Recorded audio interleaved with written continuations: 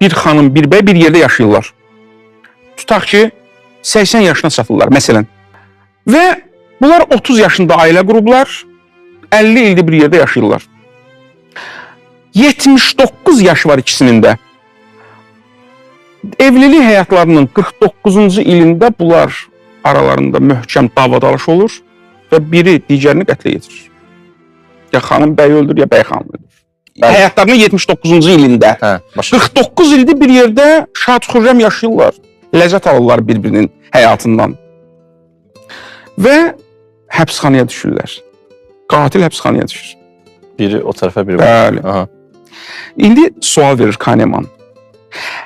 O həmən həbsxanada yatan qatilə sual versən ki, həyatın necədir? O 79 illik ləzzətini bizə deyəcək, yoxsa ki, o qətldən sonraki acınacaqlı həbs həyatını? Deyir, ikincisini deyəcək. O 79 illik ləzzət getdi işin hamısı. İnsanlar xoşbəxtəm və yaxud bədbəxtəm sualına cavab verəndə, dəyərləndirəndə nəticəni dəyərləndirirlər. Keçmiş prosesi yox. Keçmiş proses nə qədər sənə ləzzət versə, halbuki ləzzət 79 il olub, dərd, ağrı 1 il olub da. 79 illik ləzzət 1 illik ağrını döyər.